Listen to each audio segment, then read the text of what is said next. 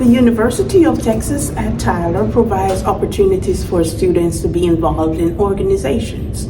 However, there is a small presence of Divine Nine Black Greek organization on campus. I investigate the reasons why most of the organizations aren't heavily represented here on the campus. What Greek organization are you a member of? I'm a member of Phi Beta Sigma Fraternity Incorporated. And why did you join the Divine Nine? You decided to join the Divine Nine. So I joined, good grief, this is 2024. So that was last year. Dr. Dominic Fazzaro, who is a professor here at UT Tyler, he first introduced me to Phi Beta Sigma, told me a lot of what the fraternity was about, the principles of brotherhood, scholarship, and service, and what they meant to him, and some of his work he does on campus with his students and also in the community. Those align with a lot of what I do here in this center and work that I do in the community, and seeing that they did align, I did some more research myself, found out that Sigma does a lot of work within the veterans community, both nationally and internationally, and seemed like a natural home for me, and that's how I decided when I decided to join up. All right, sound like some great benefits of joining that organization. Now, what are the benefit they offer with the community as in reaching out?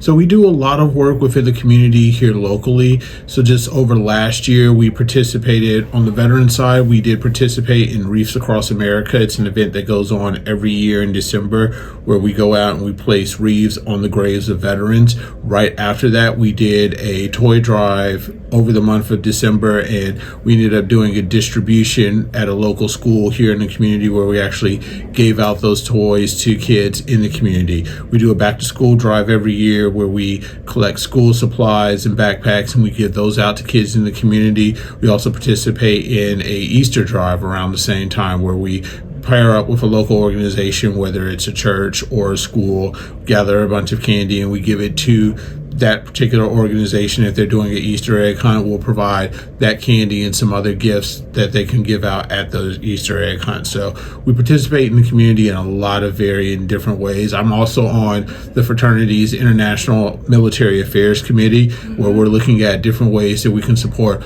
all of our brothers who are either veterans or active duty, both here stateside and internationally. I did a presentation earlier this year that talked about how our brothers can prepare themselves for college, different benefits that are available to them through the VA, through the Department of Defense. A lot of what I do here and just talking to our brothers in the fraternity about different educational opportunities that are available to them. Oh, yes, that's good. Most of the organizations, they do not take first semester freshmen, and the D9 population is very small on the UT Tyler campus. As a member of that organization, what are you doing to help students get connected and become a member of the D9 chapters? You know, that first semester, we want to, and this goes for not only Sigma, but all of the organizations, we want students to come in and focus on being students first. You know, one of our principles is scholarship. We want to make sure that you're going to be a good student first. I remember my first semester at my first attempt at college. That's why I needed a second attempt after I joined the Navy. It was absolutely horrible. So we want potential brothers to come in, focus on their studies, show that they're going to be strong academically, so that if they do ultimately decide that our fraternity or any organization is a good fit for them, we're not going to have to worry, and they're not going to have to worry about their studies falling off because they're participating too much and focusing too much on the organization and letting their studies slide. So we do invite individuals who might be interested to interest meetings. There are some events that they can participate in. It's kind of on the side, not as full members, but they can always help out with things. And then once they make that decision that Sigma or any organization is potentially a home for them, then they're able to do more to start becoming potential members of that organization and be able to help out more in those events as they're going through the process of potentially becoming a member of the organization. Okay, sir. Is there anything else special you'd like to say about the D9 organization overall? You know, we do, it's kind of like the military, since we both have that in common with us. There's a lot of back and forth between the organizations. We all give each other a hard time, but something I've learned being an older graduate member, it's all in love, it's all in good fun, and we're all going in the same direction, trying to be better for our communities, for the younger generation that's here on our campus that's going to come along, and ultimately they're going to be the ones that replace us. So we're all trying to get to the same place, trying to make our communities better for those who are going to come behind us.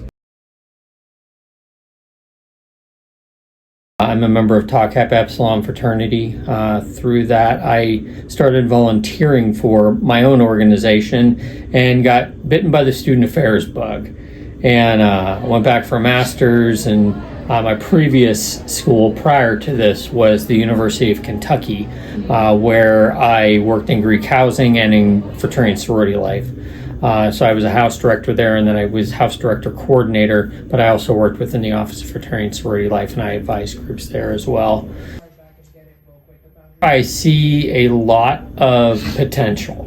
What can we build? This fraternity and sorority community here on this campus, when I first got here, was just 5 organizations. We had Alpha Chi Omega, Delta Gamma, Zeta Tau Alpha, and at the time we had Delta Sigma Phi and SAE. And then we had also had a very small group of Delta Sigma Theta Sorority Incorporated. So we had 6 when I got here. And through time, we've added more. We've had a couple of organizations leave campus. And we've seen that ebb and flow. And I was just commenting to another person today that this is the opportunity this semester to hit kind of a membership high water mark. Mm-hmm. Back in early 2019, like spring 19, fall 2019, we had hit a high water mark of 334 Greeks on campus. And that was across all organizations, all councils. And then COVID hit, and we took a very large hit with regards to, people wanting to join. There was a lot of factors that centered around the pandemic, mm-hmm. where people just weren't engaging. Yeah. And therefore the organizations got smaller, and the recruitment pools got a little smaller as well.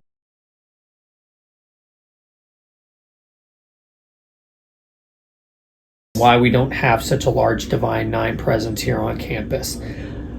I really think that the reasons for that are long and varied. I think that I think a good part of it, and this is me from my experience talking, the fact that they don't take first semester freshmen. A lot of the organizations do not take first semester freshmen. And pretty much, I think all of them don't take first semester freshmen. And I think, with respect, that's to their detriment. Yeah. I think that, you've got new students who come in, they're excited, they want to get connected, and they're ready to go, and they hit this roadblock. And I think that one of the things that we see is if students, especially students of color, mm-hmm. who want to find community, if they're saying, oh yeah, well, you need to just hang out or hang around, or, you need to do more research or find connection, they're gonna find connection somewhere else. Yes. Or regretfully, they may leave the institution to find connection where they are gonna want to be. And so I think that is a large question, is that they don't take first semester freshmen, mm-hmm. And where I think that they could really hone in and, help students find that community to belong to. Yes. We find that Greeks are, academically, they're on par or greater GPA wise than their non-Greek peers. We find that they're more connected to campus and community. They tend to return, so they persist to graduation at a higher rate. Mm-hmm. And if we're telling these students like you can't join until your second semester, by the second semester they've already found their groove. They've already found their community. The Divine Nine groups have their standards, absolutely 100%. But like at the end of the day, if you want to be here, we're trying to make it as easy as possible for you to get here and then grow. Yeah. How many Divine Nine you say is currently on campus? There's one officially here, and then we're working with Phi Beta Sigma, so that'd be our second. If we can get AKA, that'd be 3. Omega Psi Phi would be 4. We've heard that, but there's no corroboration for this. Zeta Phi Beta potentially may be interested because they've got a local grad chapter here. For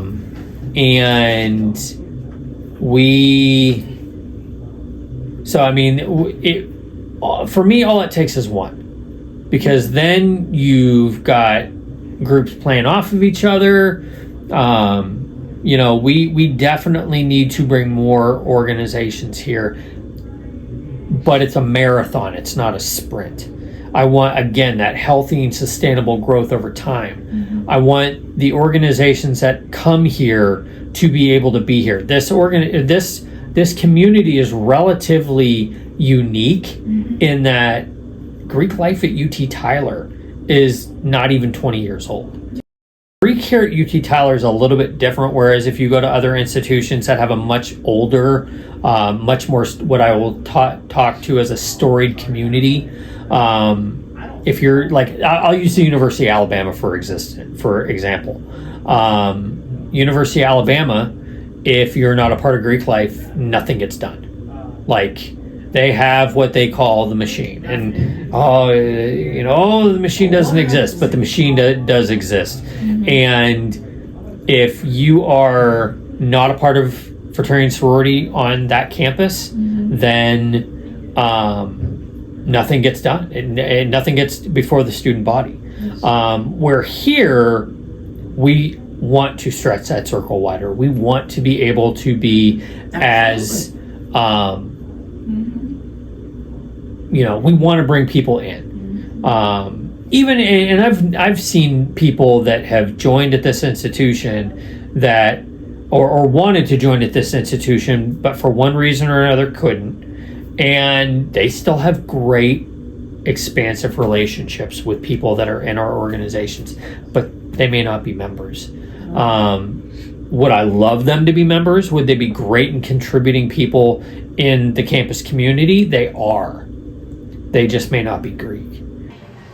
Being able to have our largest enrollment in history, I really do think that there is an opportunity, a vast opportunity for growth and development, because not only are these organizations just, they're out there doing philanthropy, they're out there doing service, they're out there recruiting, but they're also out there, they're in class every day. Yeah. They are in the local community making a difference. They're at the games, they're at the tailgates, and now the tailgating's a thing as of today. I have no shortage of confidence that you will see a more vibrant student life, and I think that once other students think oh wow, they seem to be doing a lot, I think that will tend to bring people in and say, what's different about this? What can we do to be a part of this? Greek Life on the campus of UT Tyler aims to create an inclusive space for Black students. If you are interested in becoming a member of any Black Greek organization, you can contact the Assistant Coordinator, Robert Smith, or get online and go Greek Life. Thank you. I am Nicole Anderson reporting.